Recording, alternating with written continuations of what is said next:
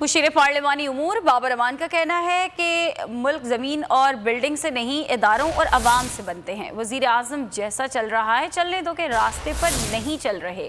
Media briefing में बाबर अमान ने कहा कि वज़ीर आज़म ने इस्लाहात का रास्ता अपनाते हुए आगे बढ़ने का फैसला किया।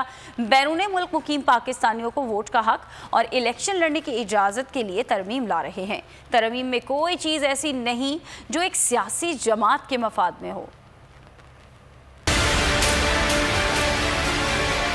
आपके वज़ीर आज़म इमरान खान ने रास्ता इख्तियार किया है कि हम इलेक्टोरल रिफॉर्म्स करेंगे और हम आगे बढ़ेंगे। रिफॉर्म के लिए इलेक्शन एक्ट 2017 में और जो हुकूमत का पैकेज है उसके अंदर 49 सेक्शन कुछ डिलीट किए जा रहे हैं और कुछ तब्दील किए जा रहे हैं। जो प्राइम मिनिस्टर का विजन है उसके मुताबिक हमने जो इलेक्ट्रॉनिक वोटिंग है उनके इस्तेमाल के लिए इलेक्शंस में सेक्शन 103 उसको हम अमेंडमेंट कर रहे हैं। ये पहली बड़ी रिफॉर्म होगी पाकिस्तान की तारीख में। दूसरा बड़ा रिफॉर्म है जो ओवरसीज पाकिस्तानीज हैं उनको हम राइट ऑफ वोट एक्सटेंड करने के लिए सेक्शन 94 में अमेंडमेंट ला रहे हैं। हल्का बंदियों को दुरुस्त करने के लिए आबादी की बुनियाद के ऊपर अब हम ख़त्म करेंगे और हम वोटर्स की बुनियाद जो रजिस्टर्ड वोटर्स हैं नादरा के उसकी बुनियाद के ऊपर करेंगे। अब इसको पूरी कौम के सामने सबसे पहले हम इसको लेके जा रहे हैं जो पाकिस्तान की सिविल सोसाइटी है उनके साथ इंटरेक्ट करेंगे। उनको हम अपना ये जो रिफॉर्म का एजेंडा है वो दिखाएंगे। फिर हम